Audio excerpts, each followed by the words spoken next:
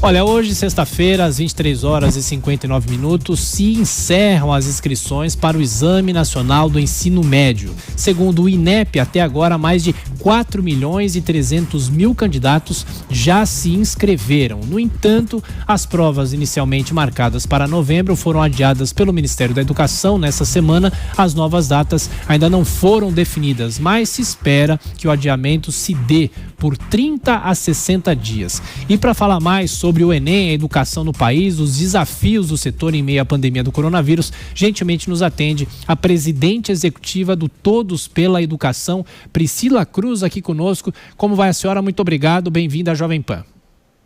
Obrigada, Thiago. Bom dia a todos vocês, Karina, a todos que nos ouvem. E perdemos o contato? Estamos com um nos probleminha. Assistem a... Agora sim, está me ouvindo bem? Estou. Bom, muito bem. Primeiro falando sobre o adiamento do Enem. É claro que havia muita pressão, não foi uma decisão do próprio Ministério, mas sim dos parlamentares. É viável já pensar no médio e longo prazo o Enem? Porque não se sabe o que vai acontecer, obviamente, com a pandemia. Como que os alunos podem se preparar? Como é que fica o aluno com um adiamento desse?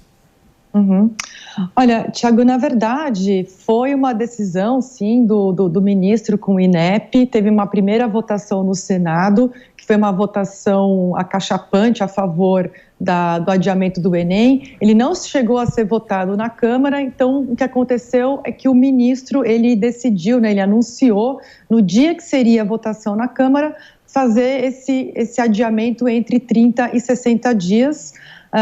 Eu entendo que é um prazo apertado, acho que vai resolver pouco as questões todas que a gente precisa resolver da educação brasileira, ou pelo menos amenizar. É importante o ouvinte entender que a pandemia tem imposto uma crise muito grande na educação. A gente tem muitas redes estaduais e municipais, principalmente municipais, que atendem as crianças menores, mas também estados do Brasil inteiro que estão sem aulas remotas, que estão sem nenhum tipo de atividade remota. Então, esses alunos estão numa situação de extrema desvantagem em relação a outros que estão com aulas interativas todos os dias, acompanhando ali todo o calendário escolar e principalmente as aprendizagens que eles têm direito de ter. Então, os componentes curriculares todos estão sendo trabalhados com esses alunos. Então, o Brasil, que já tinha uma desigualdade educacional gigantesca, que explica, em grande medida, a desigualdade socioeconômica do país, tem essa desigualdade agora ampliada. O que o Ministério da Educação agora precisa fazer é monitorar junto às redes estaduais, que são as redes que cuidam do ensino médio no Brasil, monitorar com eles, se articular com esses secretários estaduais e com os governadores e montar um plano conjunto de aplicação do Enem. E aí ver se é possível ou não fazer daqui 60 dias. Eu acho que 30 dias é quase impossível. 60 dias pode ser, mas vai depender muito aí do andamento da pandemia nos estados. Priscila Cruz, do Todos pela Educação. Agora a pergunta de Josias de Souza, que está em Brasília. Josias. Priscila, bom dia. Eu queria ter uma ideia, com a experiência que você tem nessa matéria, qual é o prejuízo efetivo que um aluno mais pobre, com menos recursos, eventualmente sem internet, sem uma biblioteca à disposição, qual é o prejuízo que ele sofre numa situação como a que nós estamos vivendo agora, se comparado com um aluno que tem mais recursos? O prejuízo é efetivo e em que medida o adiamento vai minorar ou vai resolver esse prejuízo?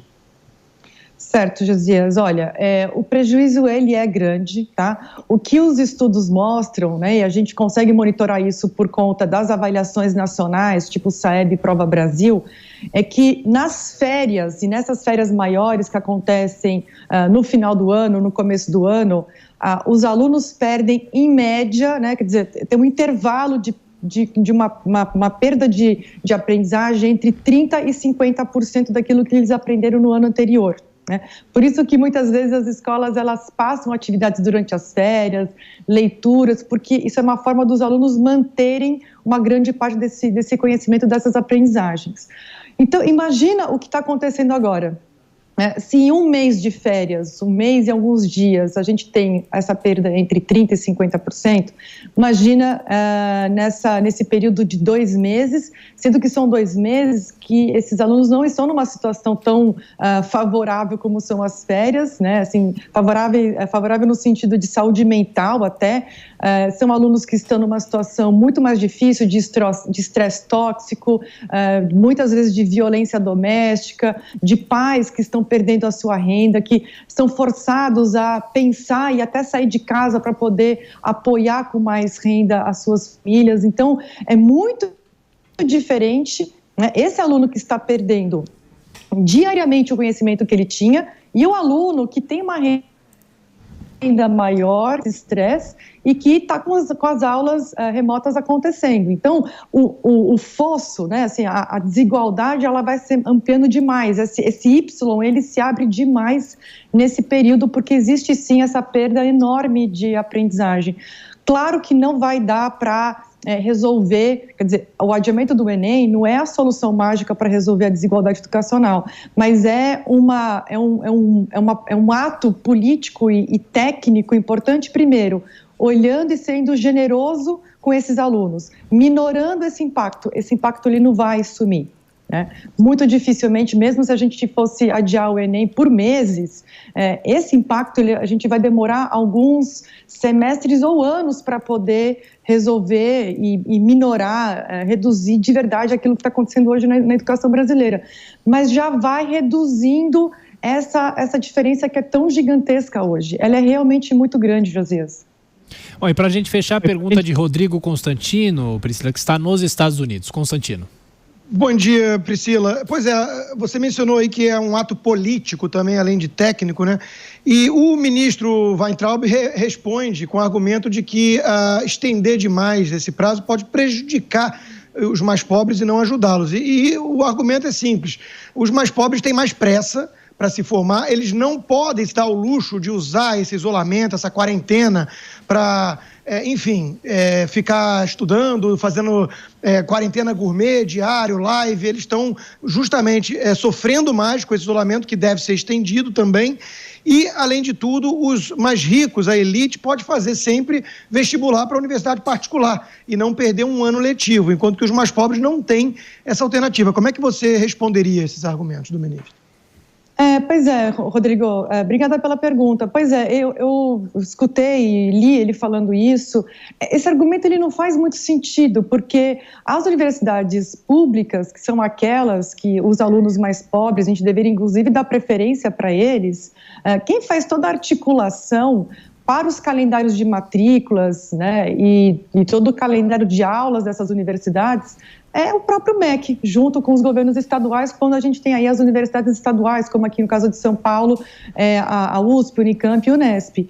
Então, é completamente possível, e aí tecnicamente, gerencialmente possível, se ter um grande acordo com A maiúsculo, né, de gente grande, sentando à mesa, colocando aí todas as dificuldades, os calendários todos, e ter um outro planejamento de matrículas, de execução, né, de implementação das provas.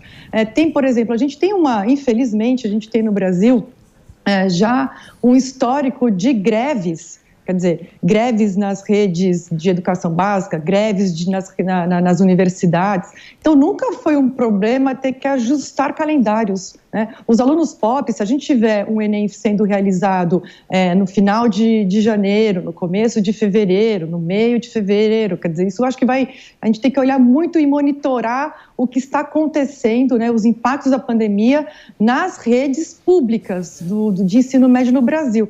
Monitorar e, junto com as universidades, fazer aí um novo cronograma de matrículas. Não tem problema nenhum. Quer dizer, esse é um argumento que esconde ou um desconhecimento em relação a como que isso funciona, ou quer, de certa forma, enganar o público, né? Porque isso não é, de forma alguma, um impedimento. Perfeito. Priscila Cruz, que é presidente executiva do Todos pela Educação. Mais uma vez, muito obrigado pela participação aqui na Jovem Pan. Bom trabalho, até a próxima. Até a próxima. Muito obrigada aqui. Um bom dia a todos.